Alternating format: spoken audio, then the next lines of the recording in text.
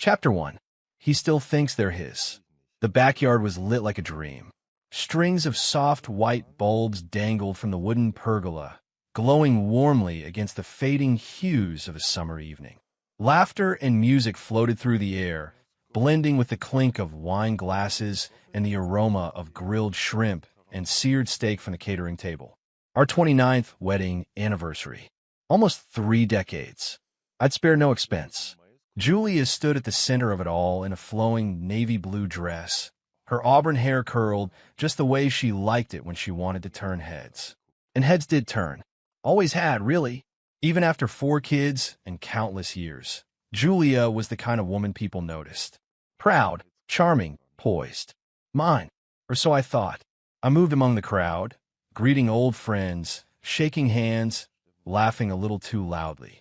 But beneath the surface, I was tired. The kind of tired that accumulates over years.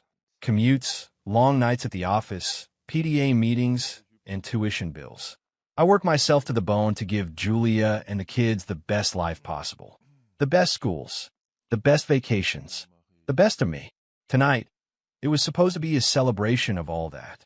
A tribute to a love that had weathered the storms of life.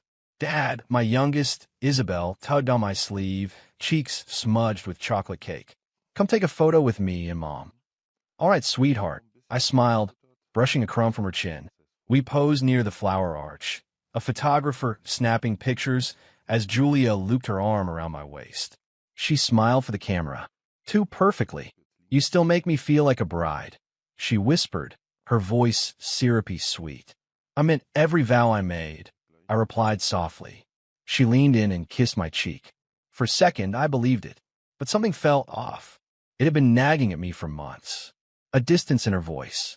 The way her phone was always upside down. The quick laughs she'd share with Thomas, my oldest friend, whenever they thought I wasn't looking. I chalked it up to paranoia. I trusted her. I trusted him. Ladies and gentlemen, I called out as I stepped onto the patio's small raised deck. If I could have your attention for a moment. The music lowered. Faces turned toward me, glasses lifted. I cleared my throat and raised my own glass. I just want to thank all of you for being here tonight. Julia and I have spent 29 years building a life, raising a family, and somehow, by some miracle, staying sane through it all. Laughter rippled across the crowd. She's been my rock, my light, the reason I've kept going on the darkest days. And as many of you know, marriage isn't always easy. But Julia made it worth it every single day. Applause. A few whistles. Julia beamed, placing a hand over her heart. I continued, here's to the love of my life. And here's to many more years together. Cheers, echoed the crowd. I stepped down as people clapped, some patting me on the back. I turned, glass still in hand, and scanned the crowd. That's when I saw them. Julia and Thomas. They were off to the side of the garden, half hidden behind a curtain of wisteria that framed the stone pathway. Her hand rested lightly on his chest. He leaned in close, whispering something. They laughed. Too closely, too comfortably. My stomach tightened. I stepped quietly toward them, cutting across the lawn, staying behind a hedge of hydrangeas. I didn't want to believe what my gut was screaming. Can you believe he still thinks there's kids?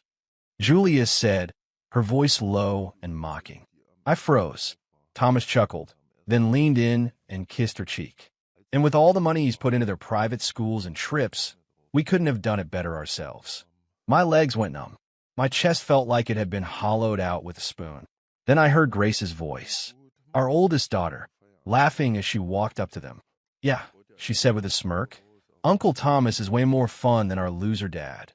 Anyway, I stood still, a statue hidden in shadow, fingers gripping the glass, so tight it might have shattered. My mind reeled. My kids?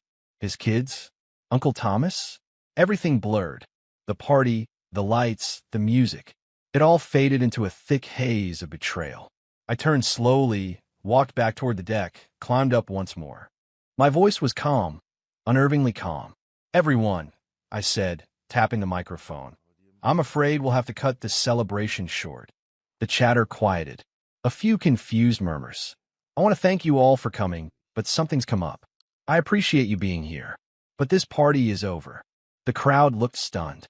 Julia appeared from the garden, her face a mask of surprise, but there was something else in her eyes. A flicker of panic. "David, what's going on?" she asked, approaching the steps. I didn't answer. I looked out over the crowd and said it again louder. "Thank you for coming. Please see yourselves out." The DJ cut the music. Caterers froze mid-pour. Awkward glances passed between guests as people began filing out, whispering. Julia grabbed my arm. "David, are you seriously doing this right now?" I looked at her hand. Then I looked at her. For the first time in years, I truly saw her. Not the woman I fell in love with. Not the mother of my children. Just a stranger in familiar skin. "I'm very serious," I said quietly.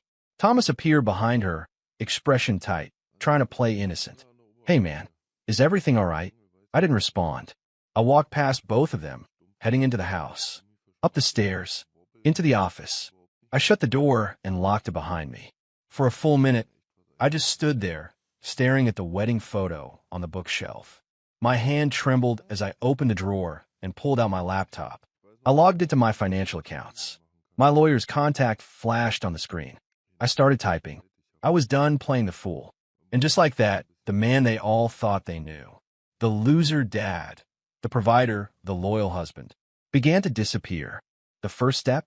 I canceled the party. Then I informed a lawyer, filed for divorce, and removed all 4 kids from the inheritance. By sunrise, I would vanish without a trace, taking every last dollar and valuable with me. They laughed at me behind my back, but they had no idea who they were laughing at. Chapter 2. The Illusion of Loyalty. I used to think loyalty was like gravity. Silent, invisible, always pulling things together. You don't notice it until it's gone. Back then, I was too damn busy holding up the roof to realize the foundation had already cracked. It's strange, the things you remember once the truth blindsides you. The memories rush in like water through a broken dam. Not the obvious ones. The wedding, the birthdays, the vacations. But the small, quiet betrayals that didn't make sense at the time. They whisper now, louder than they ever did back then. There was a photo once. Aruba, 2011. Julia in a red bikini, holding Grace and Isabel's hands by the water, smiling like the world owed her something. I took that picture just before rushing to my laptop to answer a work call. My company had landed a major client, and I was managing the entire East Coast division. Even on vacation, I was grinding, answering emails by the pool, taking calls on the balcony while my family laughed and played on the beach without me. Julia said she understood. "It's okay, babe," she'd say, running her fingers lightly through my hair. "You're building something big. For all of us." I believed her. The truth? I was building a kingdom where I thought I was the king. She was the queen, of course. At least, that's what I told everyone. I paid for the spa trips, the yoga retreats, the boutique shopping sprees she always framed as just little things. I even helped her open that photography studio downtown. It never turned a profit, but I didn't care. She said it gave her purpose. "You work so much," she'd say. "I need something of my own." I nodded, smiling, like a good husband should. Back then, I wore my sacrifices like armor. I didn't go on guys' trips. I turned down promotions that would have taken me away for long stretches. I sold my '68 Mustang when we needed money for Isabel's speech therapy. I packed lunches, helped with science projects, and drove carpool in the rain. And the intimacy, God, the slow, aching death of it. At first, it was subtle. She'd pull away a second too fast from a kiss. Fake sleep before I got into bed. Excuses. Headaches. "Not tonight. I'm just really tired, honey." A month passed. Then 2. "You're working too hard," she'd say. "You're always stressed. I don't feel connected to you." I started staying up later, alone at the kitchen island with a glass of scotch, staring at my reflection in the blackened window. I'd replay her words, wondering if maybe I was the problem. Maybe I wasn't romantic enough. Maybe I needed to be more emotionally present. Maybe I was just less than I used to be. I took a weekend off, booked a surprise getaway. Just the 2 of us. She smiled and nodded and packed a bag. But the entire time, she was on her phone, texting, smiling at the screen when she thought I wasn't looking. I remember her laughing in the hotel lobby while I was checking in. Who was that? I asked casually. She shrugged. Oh, just Lisa. She said the kids are doing fine. I nodded, but something about the way she avoided eye contact, the way she flipped her phone screen down when I leaned closer, it planted a seed I buried deep. Thomas. Goddamn Thomas. We grew up together. Since middle school. He was the fun one, the loud one, the guy who always had a joke, always had a beer, always had some wild story to tell. He was the best man at our wedding. Hell, I introduced him to Julia when we were still dating. Man, she's hot, he said the first time he met her. You better put a ring on that before someone else does. I thought he was joking.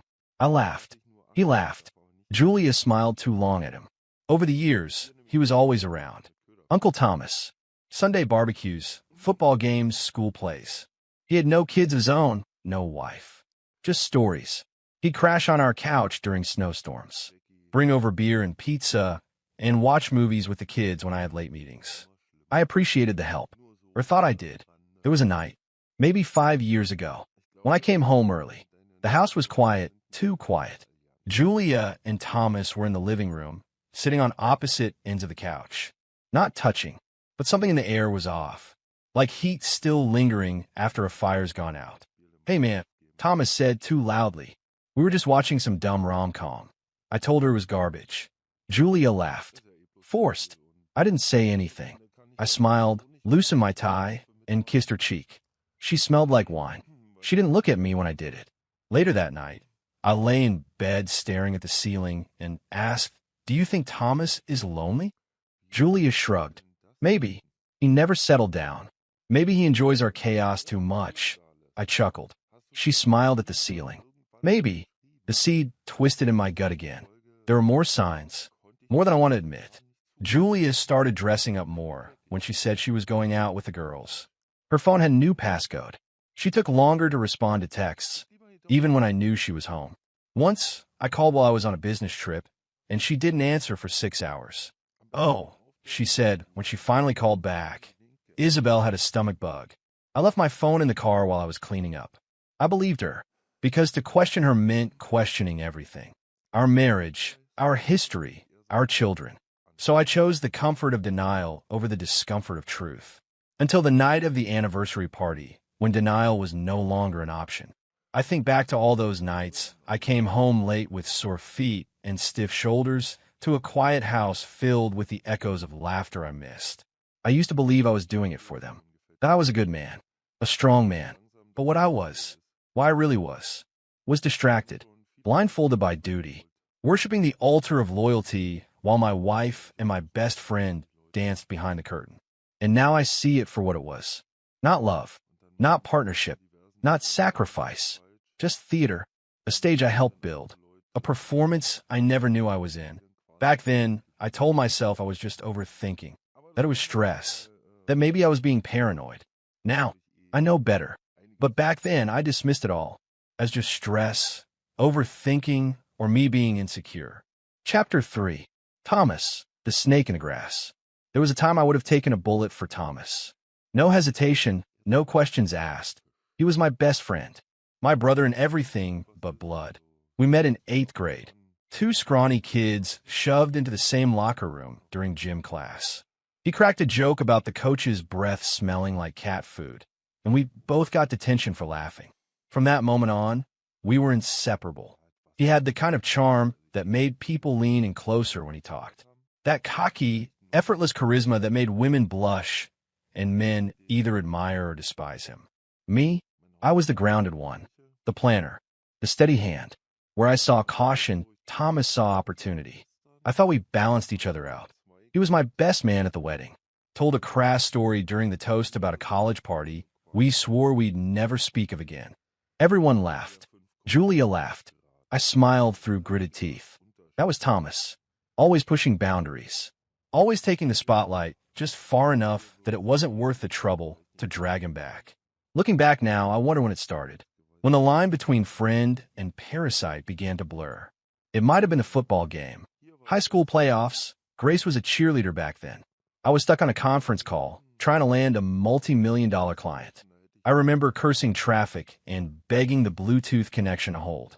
By the time I arrived, the third quarter had ended. I rushed to the stands, scanning for Julia and the girls. And there he was, Thomas, wearing one of my old team hoodies, sitting next to Julia, a blanket over both their laps. Grace stood in front of them on the sideline, waving up at the bleachers. Uncle Thomas. Mom, did you see that stunt? Julia waved back enthusiastically. Thomas cupped his hand around his mouth and shouted, "That was awesome, kiddo." I slowed my pace as I climbed the bleachers. Something about the ease of it. How seamlessly he fit into my place. Made my stomach twist. "Hey," I called out, trying to keep my tone light. "Guess I made it after all." Julia looked up. "There you are. You just missed her big routine." Thomas grinned, patting the seat beside him. "Don't worry, I got on video. You can catch up." I took the seat. My own daughter didn't even glance up. She was too busy posing for selfies with her friends. I told myself I was being paranoid. It was nice having someone help out when I couldn't be there. That Thomas was just doing what a good friend does. Then came the neighborhood barbecue. It was one of those sweltering July afternoons. I was manning the grill, flipping burgers, dodging smoke, pretending to enjoy myself while kids screamed and sprinklers hissed across freshly cut lawns. Julia wore a sundress and aviator sunglasses, laughing with the other moms near the sangria station. Thomas showed up late, of course, beer in hand and wearing that smug, worn-in smile. "Yo, Grill Master," he called out, slapping me on the back. "How many you burned so far?" "Only the ones I don't like," I shot back. "Ah, so mine's probably a hockey puck then." He grinned, grabbed the tongs from me without asking, and started flipping patties like he owned the place. I watched as he worked the crowd. The kids adored him. He tossed water balloons, gave piggyback rides, wrestled with the boys on the grass. Grace called him Uncle T. Even little Isabel climbed into his lap during dinner like it was second nature. Julia didn't even blink. "David," she said later, as we packed up lawn chairs, "Thomas is such a natural with kids. It's a shame he never had any of his own." "Yeah," I muttered. "Real shame." That night, as we lay in bed, I turned to her and asked, "Do you think he ever regrets not settling down?" She sighed. "Probably. But he has us. Us. Not you. Not me. Us." And still I did nothing. Then there were the poker nights. Just the guys. Beers, cigars, cards. Thomas always sat to my left. He was loud, funny, and just the right kind of obnoxious. The kind of guy you invite because he makes things interesting, even when he's cheating and you know it. "You sure work too hard, man," he told me once, lighting a cigar with his teeth. "You should let me take Julia out for a break sometime. I'm good with the kids." The table laughed. I forced a smile. "Yeah," I said, "and maybe I'll let you handle my taxes while you're at it." He smirked. "Sure, but I charge in flesh, not dollars." More laughter. More jokes. That's all it ever was, right? Jokes. I played along because I had to, because if I didn't laugh with them, I'd be the insecure guy, the jealous husband, the man who didn't trust his wife or his best friend. I told myself I was being ridiculous, but something shifted after that night. I started noticing things. Thomas's cologne lingering in the hallway, even when he claimed he hadn't come over that day. His toothbrush. Yes, a toothbrush. Stored in the guest bathroom drawer. Julia brushing her hair in the mirror and stopping when she realized I was watching. One Saturday morning, I found Thomas at my kitchen table, shirtless, drinking coffee. Julia was cooking eggs, her robe loosely tied, humming. "Morning, sunshine," Thomas said, not even trying to act surprised. I stared at him. "Rough night." "Nah, just crashed here after the fight night on pay-per-view. You were already asleep." Julia handed him a plate of toast like it was a normal Saturday. Like this wasn't my house, my kitchen, my life. I picked up my keys and left.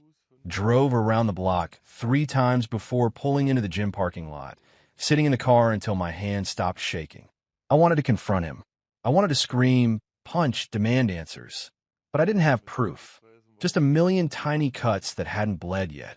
Just an ache in my chest and a voice in my head whispering, "He's replacing you. Not just as my friend, as the father, as the man of the house, as the one she laughed with, leaned on, looked at like he mattered." And it all started to make sense. The jokes, the familiarity, the closeness I thought was harmless. But it wasn't harmless. It was calculated. Thomas wasn't helping me carry the load. He was taking it from me, piece by piece, until there was nothing left in my arms but air. And the betrayal deepens because I realize now. He wasn't just sleeping with Julia. He was replacing me in my own home. Chapter 4. Fractures in the Mirror. The house was too quiet. Not the kind of quiet that brings peace after a long day. This was the brittle silence that follows an explosion. The kind that hums behind your ears and wraps around your ribs like a vice. The walls felt closer. The air heavier. Every corner seemed to echo with something I didn't want to hear. It had been 2 days since the anniversary party. 2 days since I watched my world collapse under the weight of a smirk, a kiss on the cheek, and a whispered joke that gutted me from the inside out. I hadn't said a word about it. Not yet. Not directly. Julia walked through the house like nothing had changed, as if we hadn't thrown 29 years into the fireplace and watched it burn. She hummed while pouring coffee, kissed the kids on their foreheads, chatted with her sister on the phone about a new wine bar opening next weekend. It was a performance. Flawless, rehearsed, cold. I didn't respond to her morning greetings. Didn't sit at the table for breakfast. Didn't meet her eyes. "David," she said from across the kitchen that morning, "are you seriously going to keep acting like this? You've been stomping around the house like some wounded teenager." I said nothing, just sipped black coffee from my travel mug, eyes focused on the grain of the hardwood floor. Not looking at her was the only way I could stop myself from exploding. "Can you at least talk to me? It was our anniversary, for God's sake," she continued. "You just ended the party without warning. People are calling me, asking what happened." I finally looked at her. No anger, no heat, just emptiness. "You don't remember what you said to Thomas," I said flatly. Her eyes flickered for the briefest moment. "What are you talking about?" "Under the wisteria, at the back of the garden. I heard every word." She paused, smile faltering, then scoffed. "David, we were reminiscing. That's all. It was a joke." "God, you're acting crazy." My jaw clenched. The word crazy buzzed in my skull like a swarm of wasps. She tilted her head, condescending now. "You always overthink things. You know that. You've always been sensitive." I set the mug down harder than I meant to. "You made me raise his children." Her mouth opened slightly, then closed again. I could see the gears turning behind her eyes. But she wasn't reaching for honesty. She was reaching for a new lie to stand on. "David, for almost 3 decades," I said, voice low and even, "I gave up everything for this family. For you. And all that time, you were screwing my best friend and laughing behind my back." "That's not true," she said quickly, hands on her hips, defensive. "You're twisting everything. You've always worked too much. You were barely here. What did you expect?" I laughed once. Sharp, bitter. She crossed her arms. "The kids don't know what's gotten into you. You're making this house miserable." "Right," I muttered, "because I'm the problem now." I turned and walked away, her protests fading behind me as I climbed the stairs. My office door clicked shut, and I locked it behind me. Again, that small room, filled with tax folders, insurance binders, and a lifetime of meticulous record-keeping, became my war bunker. I pulled the birth certificates out of the file cabinet. It was the second time that day. Third this week. Grace, born July 1998. Liam, January 2001. Mason, March 2003. Isabel, October 2008. Too many dates overlapped with times Thomas had crashed at our house. Too many family photos where his presence felt more fatherly than friendly. He was in more of our memories than I was. I opened my laptop and pulled up my emails. Replies from 2 different DNA labs. I'd swabbed the inside of my mouth and the kids' toothbrushes over the past few nights. Quietly, carefully. I'd even driven an hour out of town to drop them at different drop-off points, just to be safe. The results hadn't come back yet, but I didn't need science to confirm what my gut had already known. Still, I needed the paper trail, and I needed more than just betrayal. I needed evidence. So I did what any corporate-trained man does best. I documented. I opened a fresh Google Drive folder, encrypted it, and titled it simply, "Dow." I uploaded pictures, audio files, old texts, questionable receipts, and bank statements. I combed through her finances, traced transactions, found that Julia had been funneling money from our joint account into a PayPal she thought I didn't know about. She was careful, but I was now more careful. I began recording everything. Every argument. Every odd interaction. Every time one of the kids, especially Grace, defended Thomas as if he were their real father. Maybe he was. Liam had his eyes. Mason had his voice. Even Isabel, the baby, had his stubborn little smirk. It was like living in a funhouse mirror, recognizing pieces of yourself, twisted and distorted, belonging somewhere else. And the worst part?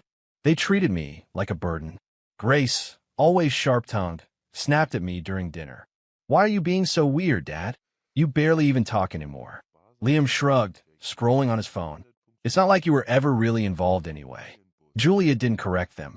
She just sipped her wine and let it happen.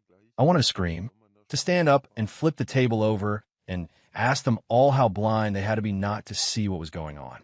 But I stayed quiet, dead quiet. I watched. I listened. I cataloged everything. Every fake smile. Every whispered call she made in the bathroom. Every sudden hang-up when I walked into the room.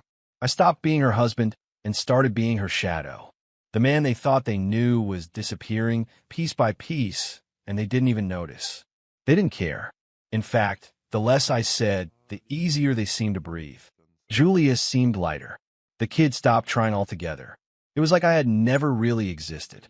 Just a placeholder. A bank account with a heartbeat. And in that suffocating silence, I saw the truth for what it was. They didn't miss me when I started pulling away. They preferred it. They treated me like a burden, as if my absence would make things easier. Chapter 5. The Divorce Hammer. The morning of the court date was colder than expected for early spring. A gray fog hung over the city like a curtain, dulling the buildings and making the courthouse look more like a mausoleum than a hall of justice. Appropriate, I thought. I was there to bury the last remnants of a lie I'd called a marriage. I adjusted my tie in the window reflection of the parking structure. Black suit, pressed white shirt, no color. Just clean and sharp, like a scalpel. I'd slept maybe 4 hours, not from nerves but from cold, calculating preparation. Everything was ready. My attorney, Megan Rhodes, was already in the conference room when I arrived. "Morning, David," she said, standing and shaking my hand. "You ready to destroy a legacy?" I smiled just a flicker. "Not destroy. Just correct the record." She tapped her laptop. "You've done your part. Now let me do mine. Just sit back and let the facts do the cutting." I nodded, gripping the folder in my hand, labeled Julia Evidence. Final. DNA results, financial transfers, years of betrayal. Every lie she'd ever whispered wrapped in proof. When Julia walked in, she looked stunning, as always. Flawless makeup, soft waves in her auburn hair, tailored burgundy suit hugging her figure like a message. I'm still in control. Thomas followed a few steps behind her, smug in a charcoal blazer, hands in his pockets like he was strolling into a brunch. I didn't acknowledge either of them. I just sat down, opened my folder, and waited for the clerk to call us in. Inside the courtroom, the judge, a tired man with drooping jowls and an impatient voice, called things to order. We stood for the pledges, the oaths, the formalities. Then it began. Julia's lawyer, a slick little man named Grant Delaney, tried to paint me as cold, emotionally unavailable, obsessive with work, and negligent toward my children. "Mr. Walker," he said, gesturing toward me dramatically, spent decades focused on building wealth. He neglected the emotional needs of his wife and children in pursuit of status. It's no wonder Ms. Walker found herself feeling alone. She sought comfort where it was available. A mistake, yes, but not one that warrants the financial ruin he now seeks to impose. Julia looked at me from across the aisle, lips pursed in mock sorrow. She even dabbed the corner of her eye with a tissue. Theatrics. Megan rose slowly, calm, deliberate, dressed in a navy suit that matched her tone.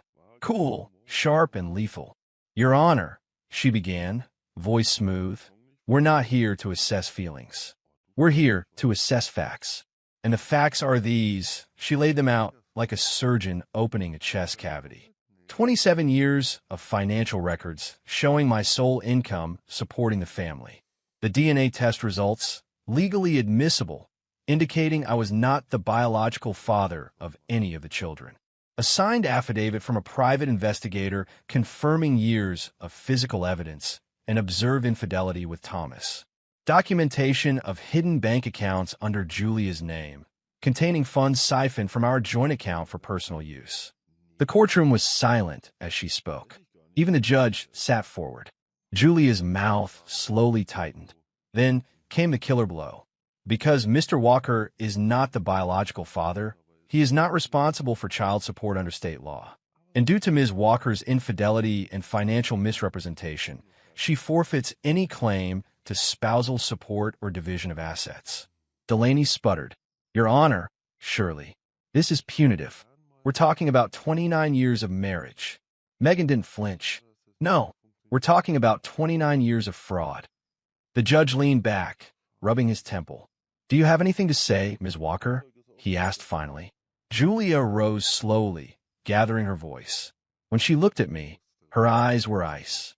You'll end up old and alone, David, she said, the corner of her mouth twitching upward. They'll always choose me. I'm their mother. You're just a paycheck that stopped cashing. I stared at her, face unreadable. No, I said calmly. I was a father to children who weren't mine. I was loyal to a woman who didn't deserve it. I was a man who gave everything. And now I'm giving nothing. Thomas shifted beside her, clearing his throat as if to speak, but Megan raised her hand. Mr. Ellis is not a party to these proceedings, she said flatly. Let's keep it that way. The judge sighed and dropped the gavel. Motion granted. Divorce finalized. Custody and support obligations terminated. Asset transfer approved. It was over. Julia stood there as if the floor had vanished under her heels. Her lawyer tried to whisper something in her ear, but she jerked away, teeth clenched. I walked past them without a glance, pushing open the heavy wooden doors. My steps echoed down the corridor as Megan caught up beside me. You okay? She asked. I will be, I said. Are you still following through with the rest? I nodded. Every step. Nothing left behind. That afternoon, I liquidated everything. I closed our joint accounts, moved the funds into clean, private holdings. I signed papers to sell the house, effective immediately. The equity went straight into a trust Julia couldn't touch. I called Grace, Liam, and Mason that evening. Not to explain, not to beg, just to inform. This isn't a discussion, I said when they argued. I'm not your father. I was never your father, and I will not fund a fantasy anymore. You're being heartless. Grace shouted through the phone. Mom's done everything for us. No, I replied, calm as ever. She did everything for herself. You'll understand that when you start paying your own bills. Only Isabel didn't scream. Only Isabel cried. Why are you leaving? She whispered. I don't understand. My voice broke just slightly. Because, baby, sometimes truth hurts more than lies. But lies keep hurting forever. And just like that, I was gone. New number. New accounts. No social media. No forwarding address. No trace. The man they used, the man they lied to, the man they replaced. He disappeared. David Walker, the father, the provider, the husband, ceased to exist. And in his place stood something colder. Smarter. Free. He gains full financial control, sells the house, empties joint accounts, and vanishes. Chapter 6. Vanishing Point. The silence was the first thing I noticed.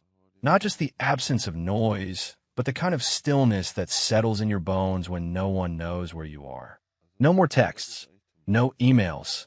No empty conversations echoing off fake walls. I was a ghost now. Deliberately, methodically gone. The cabin sat on a rocky ridge 2 hours outside Telluride, Colorado. Wood-framed, solar-powered, modest but solid. The kind of place that whispered solitude without needing to shout. I had purchased it under a shell LLC 2 years before the divorce, back when I started suspecting things weren't what they seemed. Paranoia, Julia had called it. Turned out to be foresight. Inside, the floors creaked like they were remembering the footsteps of whoever came before. I unpacked what little I brought. 2 duffels, a safe box, and a laptop wiped clean. I didn't need much. Just peace. By day 3, I stopped checking my old accounts. Megan had closed everything. Legally, cleanly, brutally. No trace, no ties. Just the way I wanted it. Each morning, I woke before dawn, made black coffee, did push-ups until my arms trembled. Then I hiked the mountain trails behind the cabin until my breath burned in my lungs. The pain was good, real, honest, not like the betrayal that had hollowed me out. I started journaling again. Day 9, still not angry, just empty. I gave everything to people who saw me as nothing. And yet, I don't miss them. I miss who I thought they were. At night, I'd sit on the porch and stare into the trees. A fox visited once. We watched each other for a while. Two cautious creatures surviving on instinct. I shaved my beard, grew it back, shaved it again. I stared in the mirror each time, trying to find the man beneath the layers of sacrifice and delusion. David Walker was gone. In his place was someone leaner, quieter, sharper. I took a new name, Elias Gray. Elias was my grandfather's name, a war veteran who died with little but his pride. He never let anyone steal his dignity. I remember that now. That mattered. After 6 months in the mountains, I sold the cabin to a forestry conservation trust and crossed the border into Mexico under my new ID. Paid cash for a bungalow in a quiet beach town near Oaxaca, far from tourists, nestled against cliffs where the sand was coarse and the sunsets unapologetically violent in their beauty. The bungalow had no address, just a carved wooden sign nailed above the entrance. Cuidado con el silencio. Beware the silence. Locals were cautious at first. Gringos didn't usually settle here. But money speaks softly when used wisely. I tipped well, helped a fisherman repair his boat, paid for the repair of a neighbor's leaky roof, brought pastries to the old widow next door every Sunday. I was no longer the provider of a thankless house. Now, I was simply Elias, the quiet man with a heavy stare and calm hands. I spent my mornings swimming laps in the ocean, my afternoons helping out a local repair shop, fixing old boat motors, welding rusted doors, rewiring batteries. My Spanish improved through necessity and humility. No one asked where I came from, and I didn't offer it. Sometimes I sat at the beach bar and nursed a bottle of mezcal while watching couples argue over sunscreen or check their phones instead of each other. I no longer envied any of it. At night, the ocean hummed like a heartbeat. I learned to fall asleep to it. Day 118. Julia would hate this place. Too raw, too real. No filters, no social currency. Just sand, salt, and truth. Word filtered through Megan occasionally. She never gave away my location. Client confidentiality. But she knew where to find me if it ever mattered. She emailed once. Subject: update.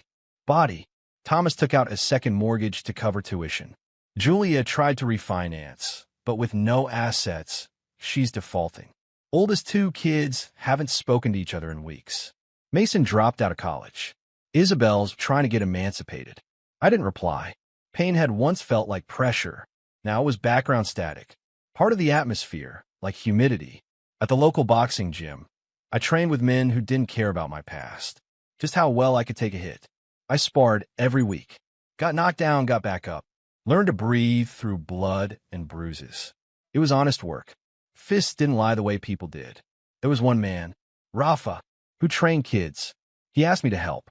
I taught them how to tape their hands, how to dodge instead of block, how to fight like you want to stay standing, not just win. "Tu eres soldado," one of them asked. "No," I said. "Pero mi desperaron, en el corazón de todos modos." "No, but I got shot in the heart all the same." They laughed. Kids understand pain faster than adults do. The journal filled. Day 230. Thomas tried to steal my life. Julia handed it to him. The kids cheered, but they forgot. What's stolen without effort falls apart when the easy part ends. I started sketching again. Charcoal drawings of coastal cliffs, gnarled driftwood, shadows that looked like people I used to know. Sometimes I burned them in the fire pit after. Let the past turn to ash. I met a woman once. Isabel. She ran the town's cafe. Dark hair laughed like wind chimes. She never asked about my story, just offered coffee with cardamom and small, sincere kindnesses. We spoke little. I like that. Some people talk because they fear silence. Isabel respected it. We danced once, under the moonlight at a local festival. I held her hand like it might vanish. But I didn't let myself fall. Not yet. Healing wasn't a switch. It was a discipline. Each day, I chose peace. Not happiness. Peace. The kind that doesn't depend on who loves you or who betrays you. The kind that grows inside the wreckage of everything you lost. Day 300. I used to build a life for others. Now I build one they'll never reach. I am not running. I am rebuilding. And somewhere back in the States, the echo of my absence roared louder than any argument I could have had. Julia's friends stopped calling. Thomas's fun dad, routine soured under bills and resentment. The kids learned the hard way that charisma doesn't pay for car repairs, and love without respect rots fast. Meanwhile, I sat on a stone ledge, watching the tide roll in, my journal open on my knee, and a quiet smirk playing on my lips. They lost me the day they called me, just a paycheck. Now they couldn't afford the cost. He finds solace in solitude, befriends locals, and slowly becomes emotionally whole. Meanwhile, Julia and Thomas spiral. Bills pile up. The fun dad routine doesn't pay tuition or rent. Chapter 7. Cracks in their kingdom. The echo inside the house was deafening now. No laughter, no music, just empty rooms that smelled faintly of disappointment and old perfume. Julia stood at the center of what used to be the living room, staring at a box labeled kitchen, fragile, unsure whether to cry or scream. Dust clung to the window panes. The custom drapes she once bragged about hung limp and faded, like everything else in her life. I thought we'd at least get asking price, she muttered bitterly. Thomas, half asleep on the couch with a beer bottle dangling from his fingers, didn't answer. What was the last offer? She pressed. He cracked one bloodshot eye open. 200 under. As is. They know we're desperate. Julia's face twisted. God damn it. The house had once been their trophy. 6 bedrooms, marble countertops, a pool in the back shaped like a grand piano. Now it sat gutted by legal fees, overdue taxes, and the silence of abandonment. Grace had dropped out of college 3 months ago. What's the point? She'd said, slamming the door behind her. We were rich, and now we're not. That's all I've learned. Julia had tried to soften the blow. We're not poor, honey. Things are just tight. But the girls weren't stupid. Mason refused to come home after his freshman year, citing toxic vibes. Isabel barely spoke. She spent most of her time at her friend's house, pretending the past few years never happened. Thomas stirred on the couch. Did you hear from him? Julia glanced at her phone. No, how many times now? I've sent 20 emails, 7 texts. I called Megan's office 4 times. She says she legally can't give me anything. Thomas snorted.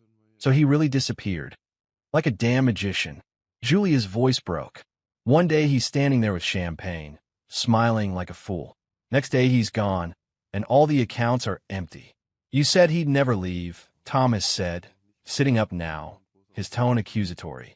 You said he was too soft, too proud, that he'd fight, yell, maybe threaten us, but that he'd stay. Julia turned on him, and you said he was a coward.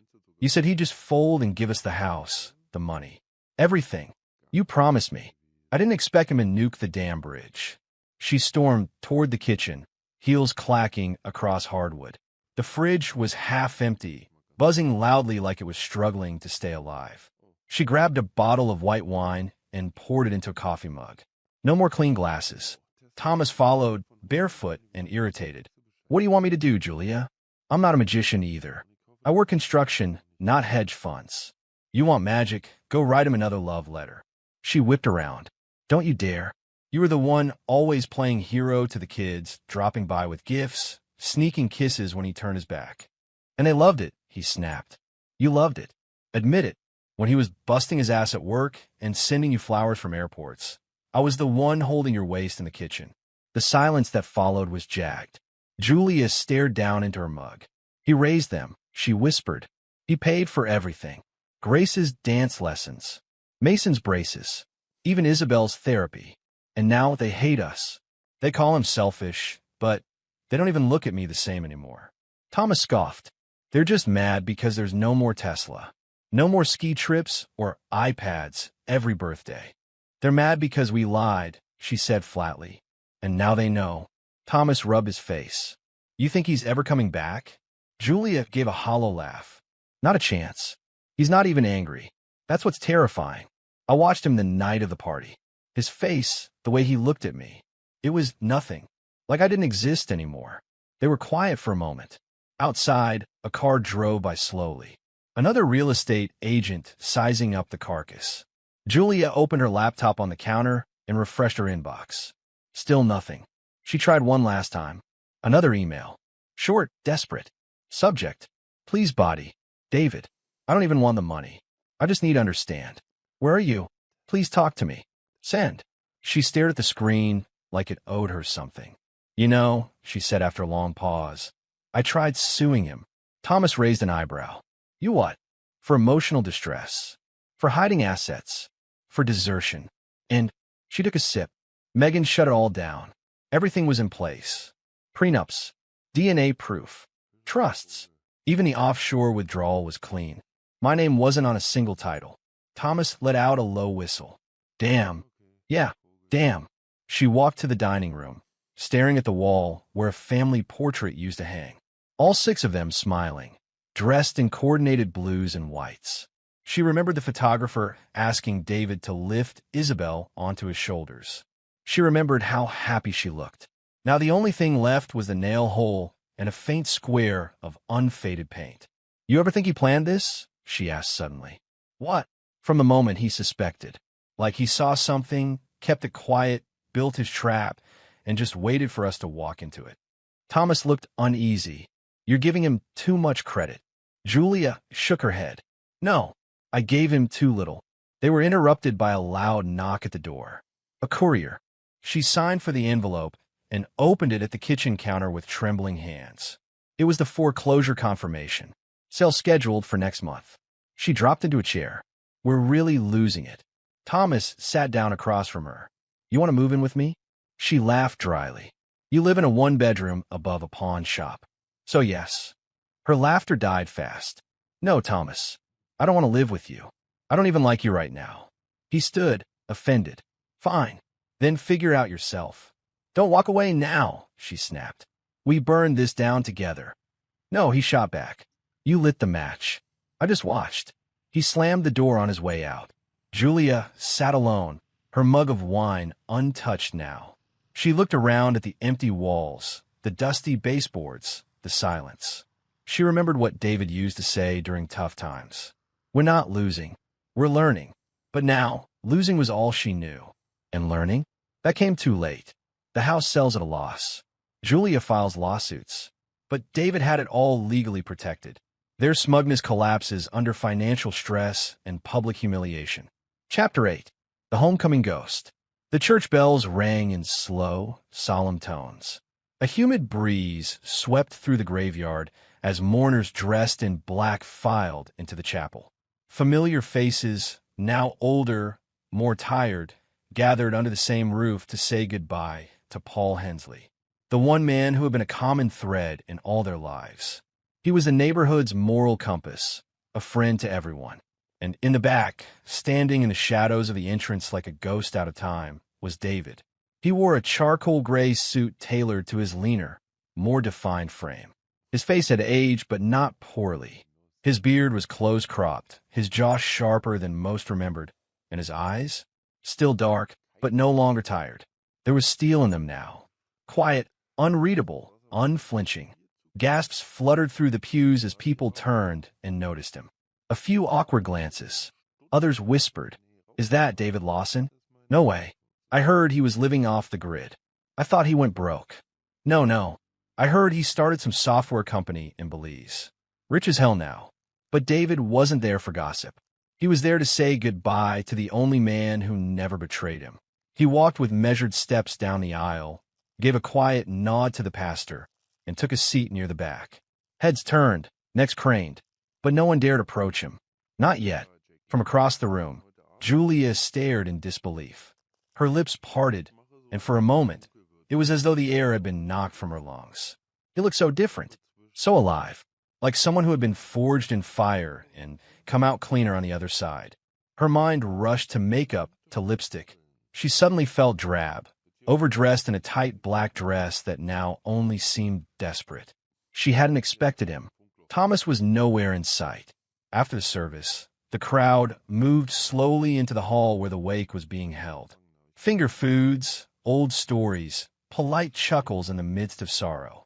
David remained a quiet force in the corner, exchanging brief pleasantries with a few old neighbors, politely nodding, his presence commanding more silence than small talk. Then she appeared. Julia. She walked toward him cautiously, a wine glass in one hand, her shoulders squared as if she had something rehearsed. Her smile was half-hearted, nervous, defensive. "David," she said softly. He looked at her, not through her, at her, fully, but with a calm that was more unnerving than rage. "You came back," she breathed. "After all these years." "I didn't come back," he said flatly. "I came to bury a friend." There was a long pause. "You look different," she tried. "Clean living," he said. "And peace." She swallowed hard, her voice faltering. Listen, I know it's been a long time. I made a mistake, David. I never stopped loving you." His expression barely changed, just a slow, sardonic smirk creeping across his lips. "No," he said, "you never loved me. You loved what I gave you. The house, the life, the security blanket wrapped in a man who paid for your dreams." Julia flinched like he'd slapped her. "I thought we had." "What?" He cut her off. "A secret life? A shared betrayal? Don't flatter yourself. You weren't even the smart one in that affair. Thomas replaced me in my own house, and you let him. Hell, invited him." "David, please," she said, voice cracking.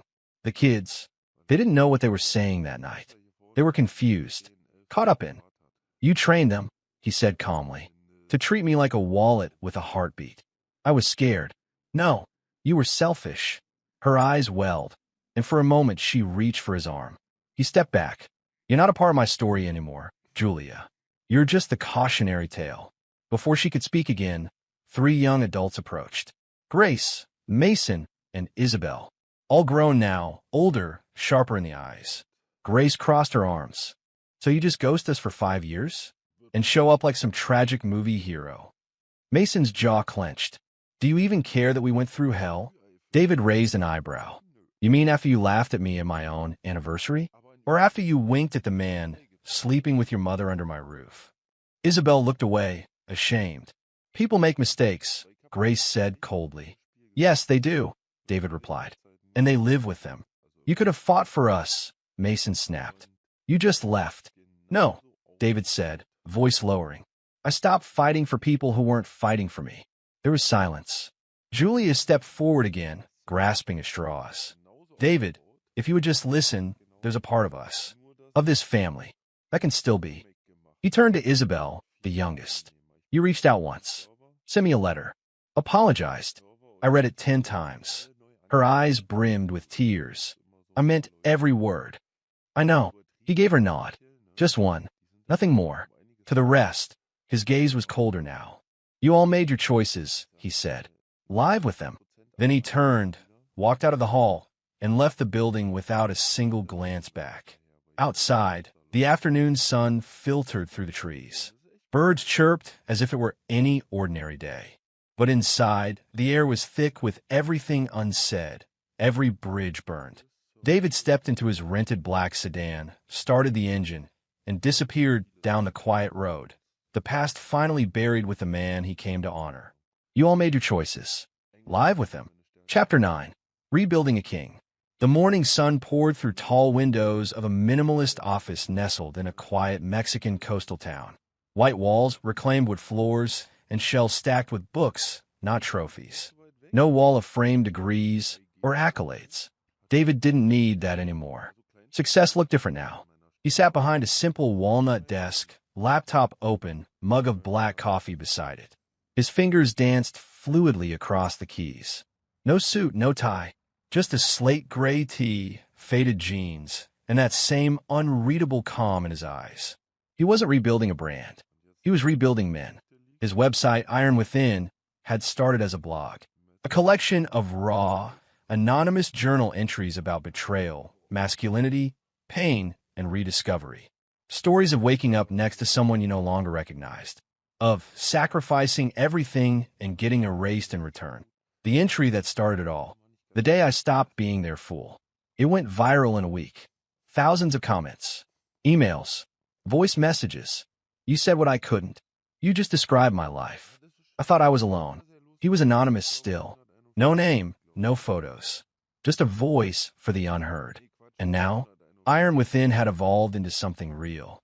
A coaching platform, a retreat series, and soon a book. A soft knock on the office door. He looked up.